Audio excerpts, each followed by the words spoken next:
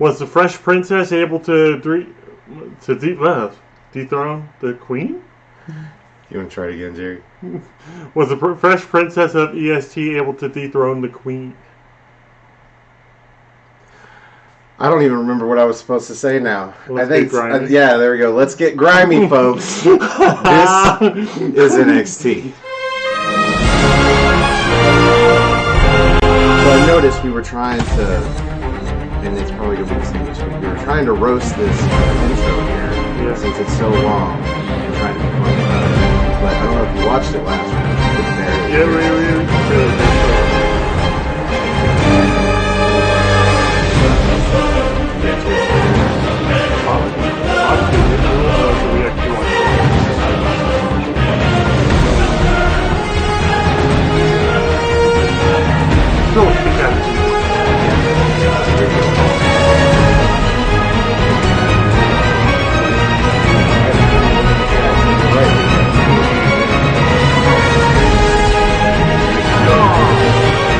We're the worst. We're like British.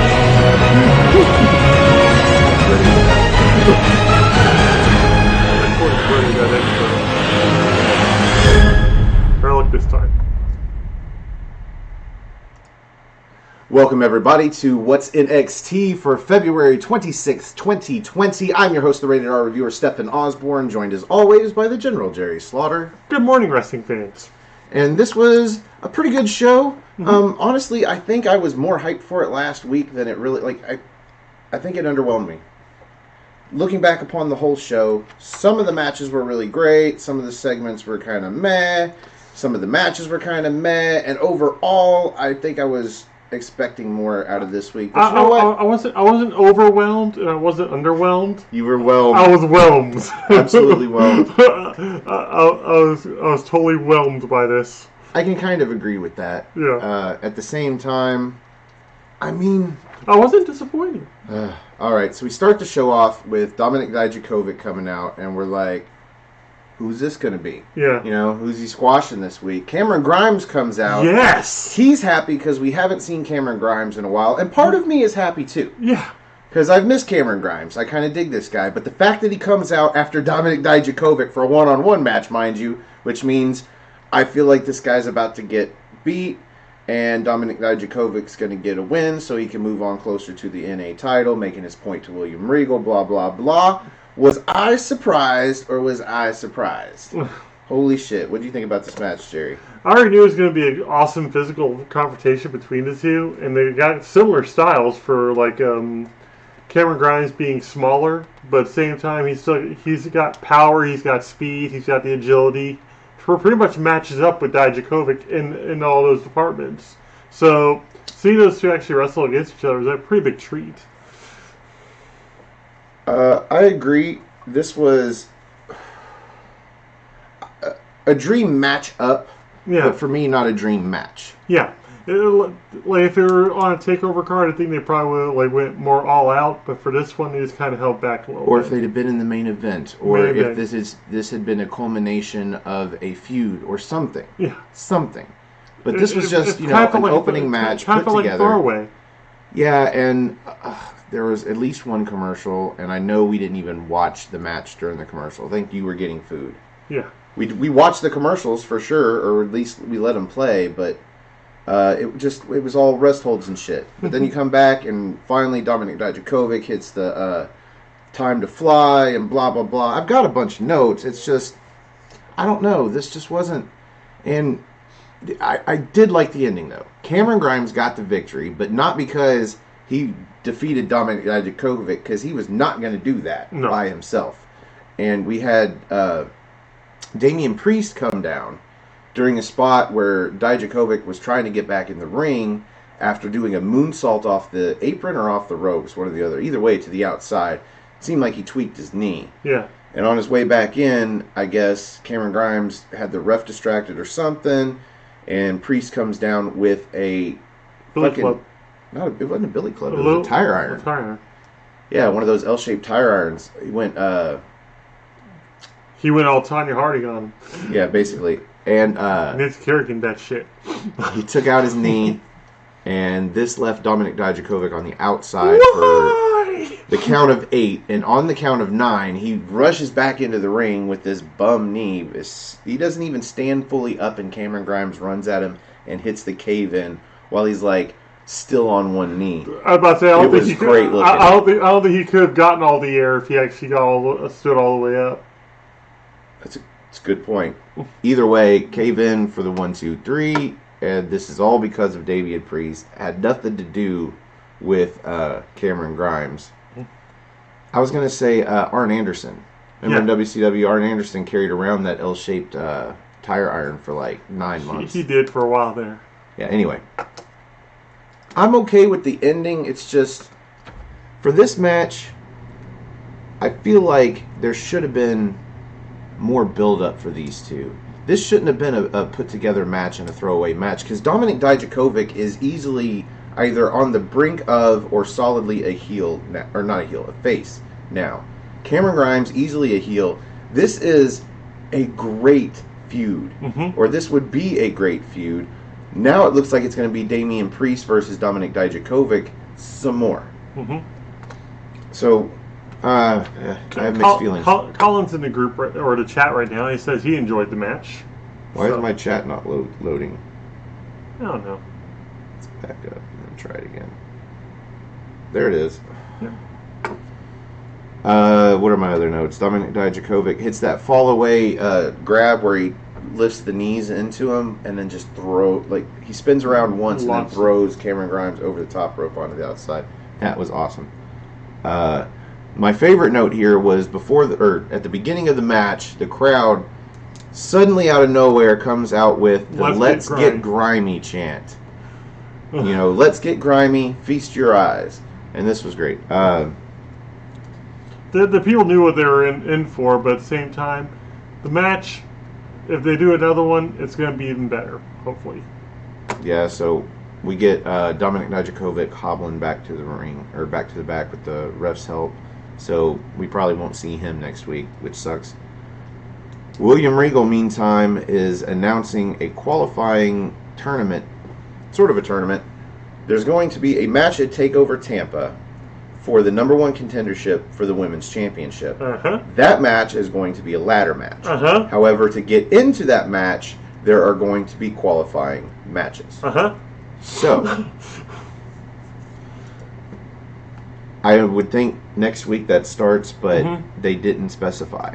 He said starting next week we'll start getting qualifying matches. Did he say next week? Yeah. Yeah, okay, so my bad. Yeah, I called this ladder match for TakeOver, so I'm pretty happy about that. Finn Balor comes to the ring. And Finn Balor's awesome.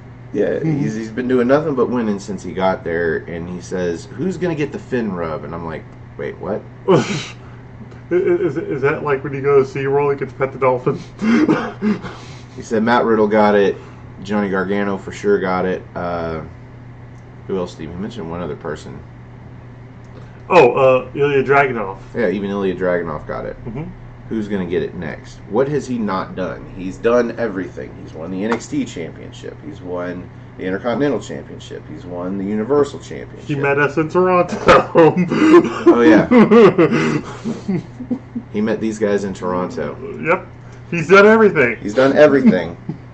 What's next? He gets interrupted by Fabian Eichner and Marcel Bartel. Bartel's on the mic, of course, because he's the one to put on the mic. Especially if you've got a good NXT crowd that knows that you boo him before he even talks. And he says, basically like Caesar's greetings or something for Walter. And the greetings is, we're going to beat you up. So they start trying to beat up Finn Balor, who gets the better of. Actually, I think he gets the jump on them. On the outside, he starts to take him out, and he lines Fabian Eichner up for that John Woo drop kick into the barricade, and as he's running in for it, and I knew this was going to happen, Bartel jumps over the steps and hits him with a European uppercut, which they called a forearm.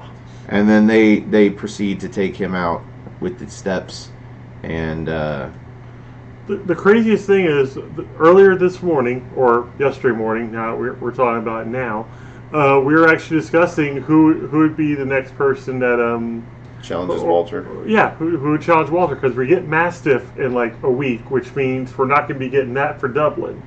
So, who would be the next person? And one of the first names out of my mouth was Finn Balor. And sure enough, somebody's, looking at that thing too. Looking at her. So if we're not going to get a women's championship match at TakeOver Tampa, we might get a UK men's championship match.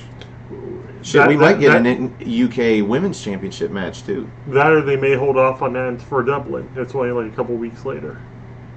Dublin's at the end of April. Like, that's like a month later. Oh, well, shit. You got the beginning of April and the end of April. It's a whole month later. Oh, that's right. Plus, I mean, you could do a rematch at Dublin. Yeah. And you could have Finn Balor and Walter at both TakeOver and TakeOver there.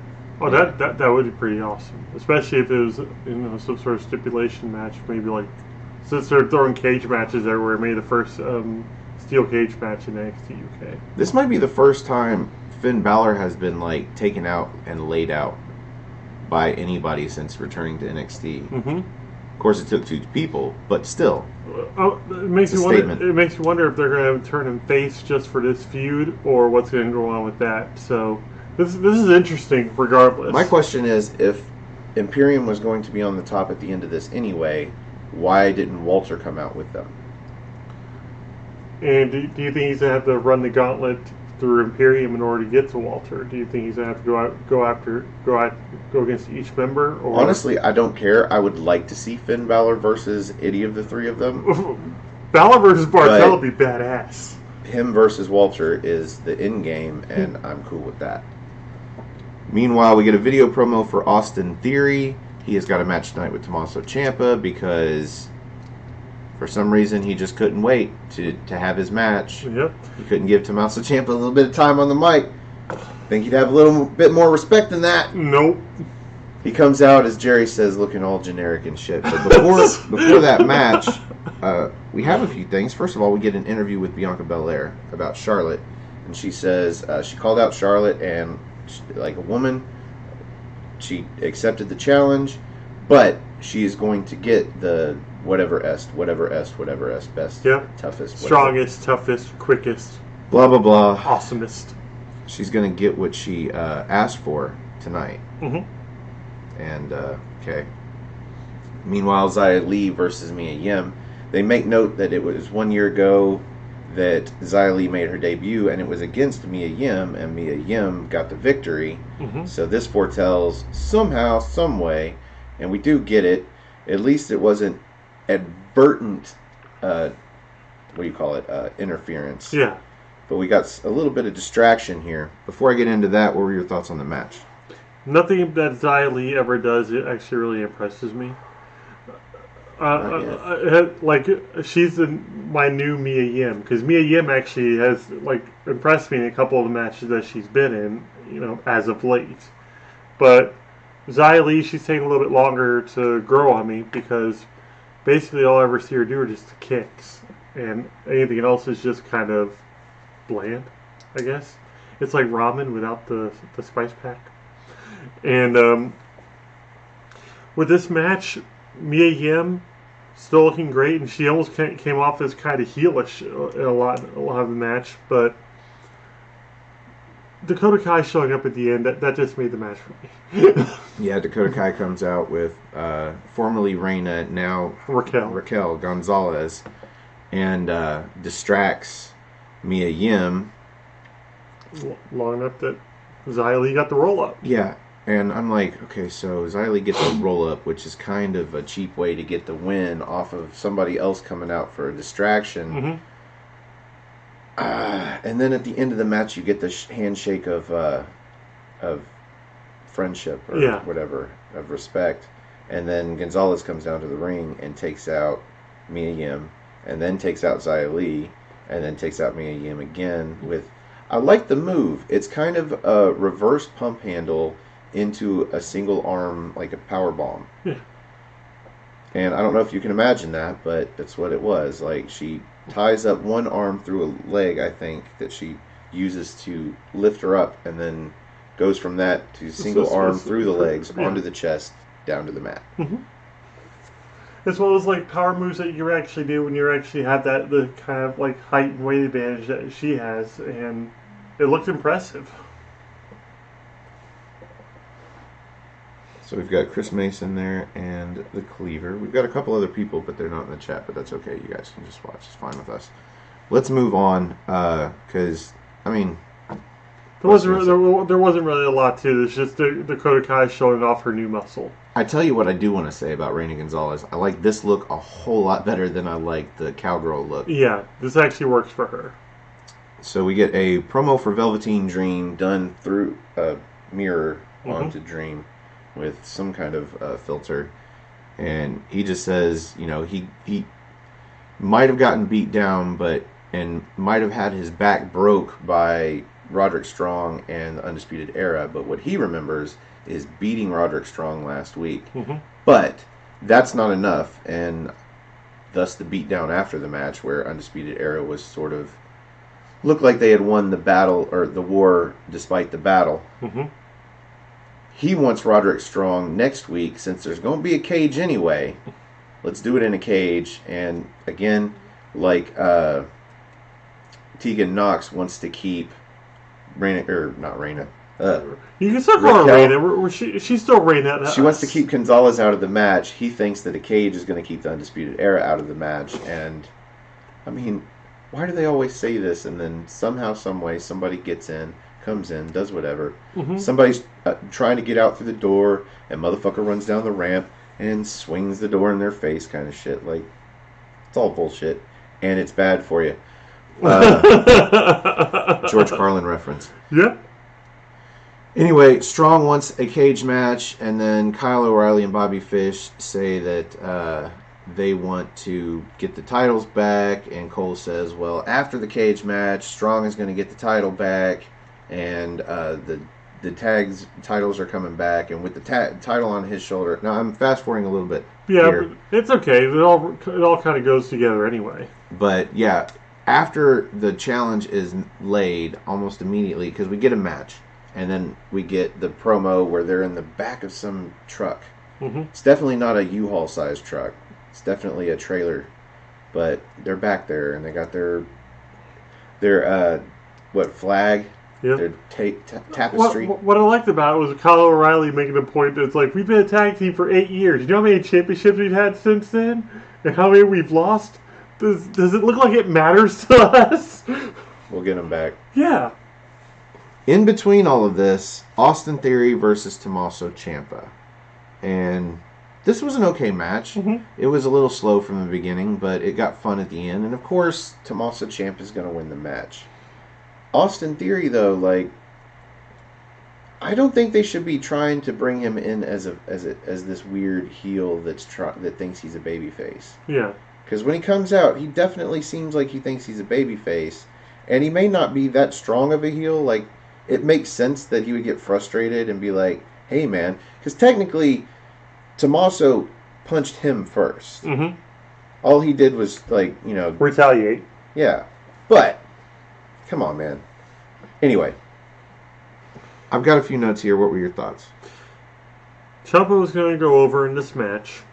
That was just Theory. He held his own, though. He actually did for like towards the end there. I never thought he was going to get the pinfall, but he got a good amount of offense in, and just Ciampa just kicked out of everything he threw at him. But yeah, pretty much the whole story was just building to the aftermatch anyhow. Yeah, for me, there wasn't much of a story for the first half of the match through the first commercial. But we come back, and Theory's got this move where he does a rolling thunder into, I'm not sure if it's many things, but it's certainly a blockbuster. Yeah. Ciampa counters the first one with a high knee, gets a near fall, and it was a sick-looking knee. But he hits the second one, it's a rolling thunder, leaps up into a standing blockbuster, and it was beautiful, but he only gets a near fall. He also hits this.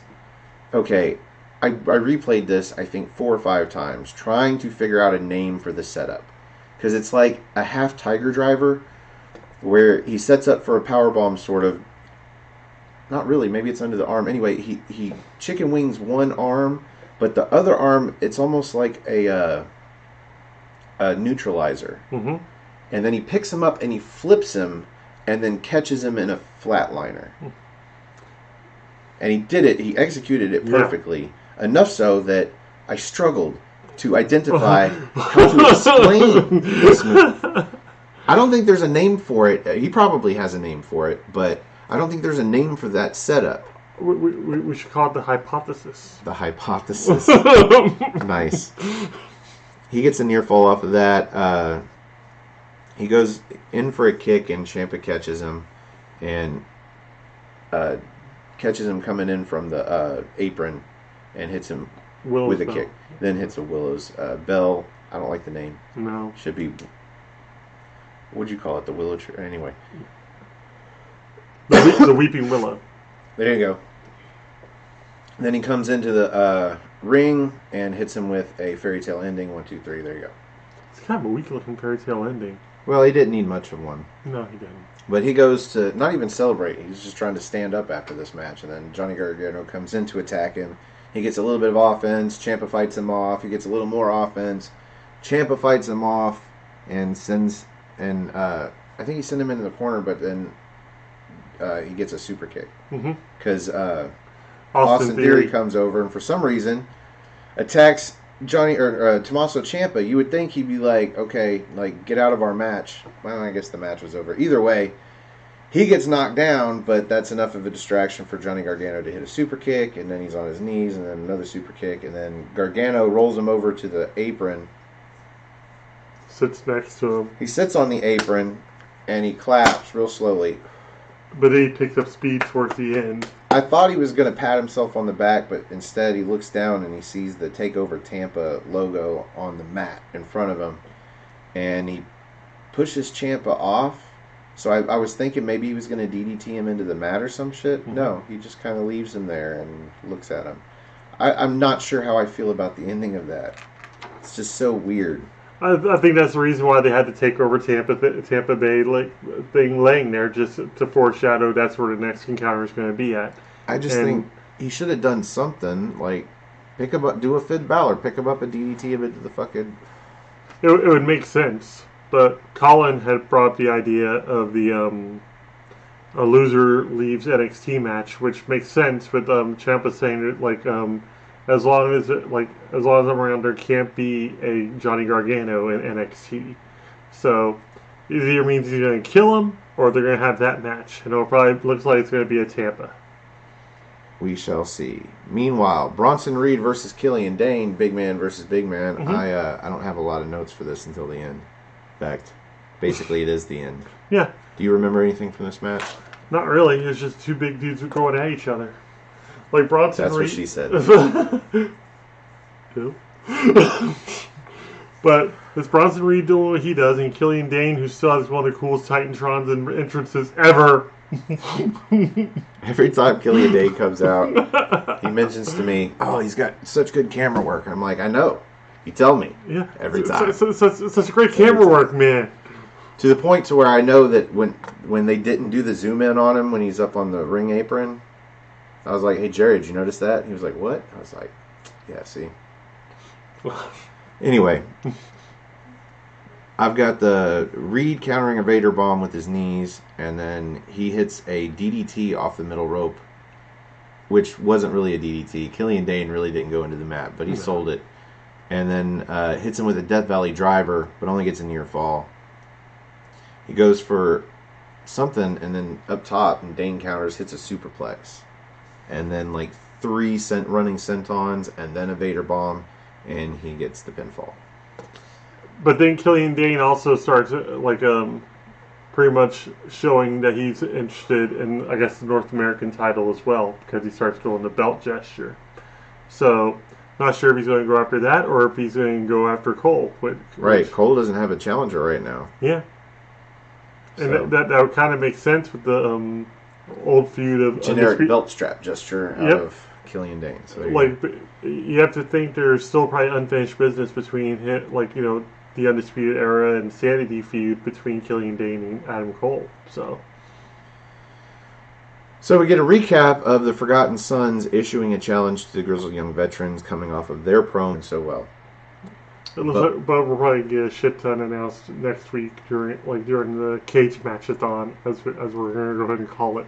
But then we got Zach Gibson and James Drake versus Wesley Blake and Steve Cutler, who we had trouble remembering their names. Yes. So Wesley Blake was in the ring, and he's got Blake written on the side of his tights. So I'm like, okay, so who's Blake? And he's like, what? I was like, what's his name? And he's like, Wesley. I'm like, cool, Wesley Blake. And I'm like, what's the tag partner's name? And he's like, John Cutler. we were like, wait, Cutler, and he's like, John Cutler. I was like, dude, it's not John Cutler. I was like, and then it hits me, and I'm like, okay, Steve Cutler. And he's like, yeah, Steven. I'm like, dude, not even Steven. Steve. Not even Stevens. And he gets in the ring, and his head is all shaved now, and he's got no beard left, really, maybe some stubble. And so we're gonna remember him because his hair is cut. Cutler. Just, it was amazing how hard it was to remember the Forgotten Sons. Like, Jackson Riker's easy to remember. Yeah. There's a name you don't forget. No. But, anyway, this was a fairly fun match. I like when Gibson and Drake come out, and Zach Gibson's got the mic. They cut to a few of the fans in the crowd that have their shoes in the air. And he says, just like, of course, they're going to come to the aid of the brats of the USA, and then we get a USA chant, and they're like... it's one of the very few times you'll ever hear the Forgotten Sons get rooted for in that arena. Yeah, we're wondering if this is a face turn for them. It very well may be, but the fact that, they saw the numbers advantage and everything, and still managed to lose to the Grizzled Young Veterans... That's not a good sign. My favorite line here was Gibson saying, the Forgotten Sons represent the red, white, and blue, the rednecks, the white trash, and the blue collar.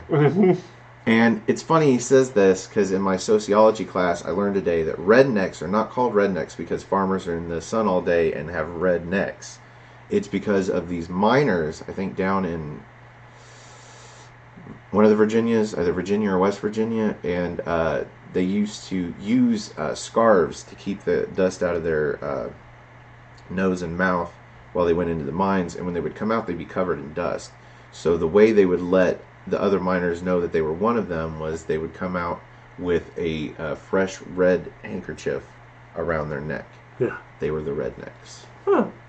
I learned something new today.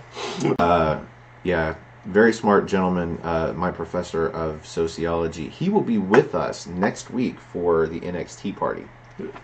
Bizarre. Nice little segue. We were trying to get him this week, but schedules didn't allow, but he should be on next week, and we look forward to that. We will have a new member of the NXT team.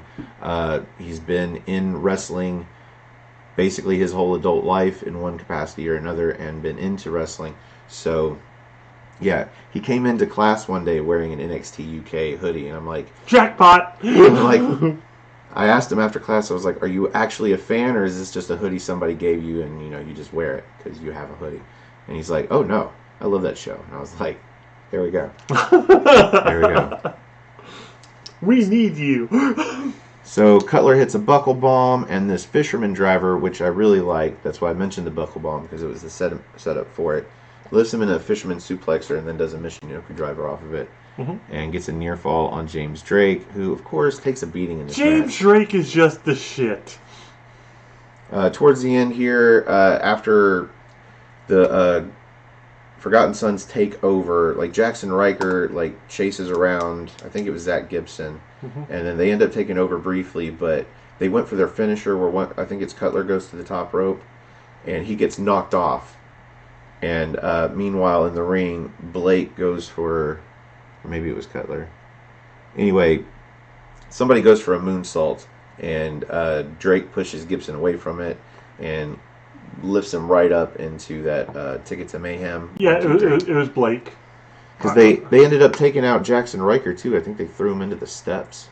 Yep. First, James Drake ran out there and did a suicide that had little to no effect on him whatsoever. And then you had, then they both threw him into the steps afterwards. So even with the numbers advantage and the home field advantage, they still lost.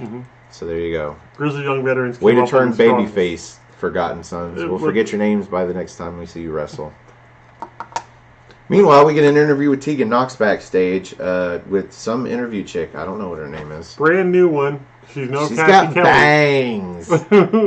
She's got bangs, and she bangs.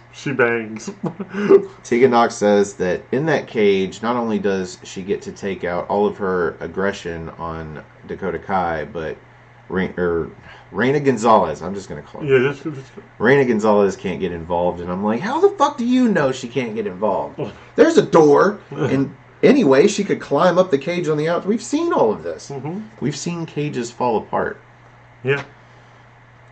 My favorite part of both of those or cage just matches throw something next week, over the match. Throw something over the ring. You know, they may be delusional, but my favorite part about both of those cage matches next week is going to be the cage itself. Yeah, this the cage is awesome. Cage. That cage at Full Sail is just the best. Yes, it is. It is the perfect third or fifth man. Yep. Depending on what's going on. Anyway, so next week we get 2 steel cage matches, and then briefly we get an interview with Damian Priest as he's leaving Full Sail. He's got a chick on each arm, and they want to know why he attacked Dominik Dijakovic, and he's like, look, it's nothing personal against DD. Mr. Dijakovic, he's just in the way of something that I want. And he says, Keith Lee now knows where I'm headed. And so I feel like it doesn't matter if it was personal or not. He swung a tire iron at the dude's knee. Dominik Dijakovic is going to be looking for some revenge in a couple weeks. Do you think this is going to be like a fatal 4-way between Killian Dane, Keith Lee, Dominik Dijakovic, and Damian Priest? If it's not a fatal 4-way number 1 contenders match with somebody else in the mix. I'd rather see it. They've already done the number 1 contenders thing. Yeah, they did do that. So I think a fatal 4-way would probably be your best bet at TakeOver. Sure, cool. Why not? Cool. There's your North American title match. This brings us to the main event, Bianca Belair versus Charlotte. And once Charlotte gets to the ring, the crowd responds to her with, "You don't go here." You don't go here. And Bianca's just sort of like, This was a pretty good main event. Went through 2 commercials. Yep. And I don't know. I was whelmed by it. With Charlotte, you said it yourself, like, during the match, she was clunky. A lot of it like anytime she would get thrown into something, she would like kind of stutter step and kind of like gently almost go into it. Kind of like the turnbuckle post on the outside. And she didn't really sell much of anything. Bianca was just awesome like she always is in a match. She got to show off her strength, she got to show off her agility, she got to show off everything, and the crowd was just eating it up. So, granted, Bianca was going to lose this match, but she made Charlotte look good in the process. And that's what I think the whole like meaning of the match is to establish Charlotte as a threat, because, frankly, I don't see it. And also establish Charlotte as a heel. Yeah. You mentioned when they were on the outside. This is where I said things were getting clunky, because it was a spot where Bianca Belair was supposed to throw Charlotte into the ring post. And at first, Charlotte didn't know what was going on. When she came out of the ring, she got her leg caught up in the top rope, and it just looked like she was. I mean, anyway. She was tipsy. Yeah. So when she first goes to get Irish whipped into the post, she like begs off, or like she holds it off, but then she finally gets thrown, and when she does, she kind of just like slow walks into it, and I'm like, are we supposed to believe that just a second tug pulls her in? Like, and even like, oh god, it was so clunky looking that I'm like, what is she really doing here other than just coming out to make herself look good and then win the match and then make herself look like a heel? Because despite all my notes, let's see, there's a handspring moonsault from Belair that I thought was really cool looking. Mm-hmm. Does that handspring off the ropes into a standing moonsault. Didn't get a win or nothing. At the end, Belair hits a spear, gets up, and Charlotte no-sells her spear, hits a spear of her own, and then right into a natural selection for a pinfall. And then she goes outside and grabs a chair. And while she's grabbing the chair, Rhea Ripley's music hits. Now, she gets in the ring with the chair, goes to set it up on Bianca Belair's leg, and then does the stomp. All of this in casual time. Rhea Ripley comes out, doesn't do shit. She does her pose on stands the up there and stage. does her entrance is what she does. She does that stomp with the music and everything, and then comes down very casually. Because as she's getting in the ring, Charlotte's already gotten a figure 8 put on Bianca Belair. Mm-hmm. She lets it go as soon as Rhea gets in the ring, though, and rolls outside and leaves. And this is where it gets cut off for us. We assume this was the end. That was the end. It was kind of a lame ending. If Charlotte's being a heel, then why wouldn't Ripley come down fast? Like, I don't. Yeah, that was like perplexed by this. That's not exactly the face thing to do. You don't take your time sauntering down to a ring to. Even if you already have a feud with Bianca Belair, she's still part of NXT, and you guys established that last time that we are NXT. You don't stand there and watch somebody get stomped while you do your stomp on the stage. It's a bad mistake. We love you, but why? It's writing, man. So the fact that I don't have any notes up until the end means that it was the same old same. Same shit, different day. And although we haven't seen these two in the ring together, didn't look like we had ever. It looked like any match that we would have seen, basically. So I'm not high on this, but it brings us to the end of the match, which means we got to rate it.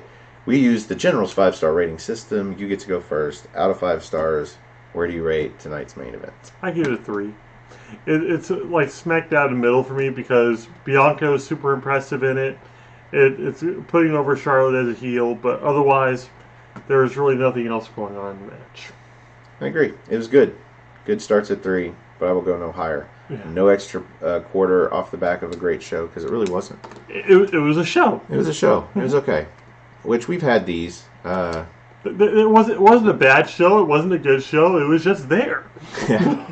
So, and despite the fact that it was just a mess show, a lot of things advanced, storylines advanced and shit. So that was good. We're getting a lot of steam going towards Tampa. I guess this is one of the drawbacks of having such great shows consistently, is that when you just have a regular okay show, like, it just doesn't pop.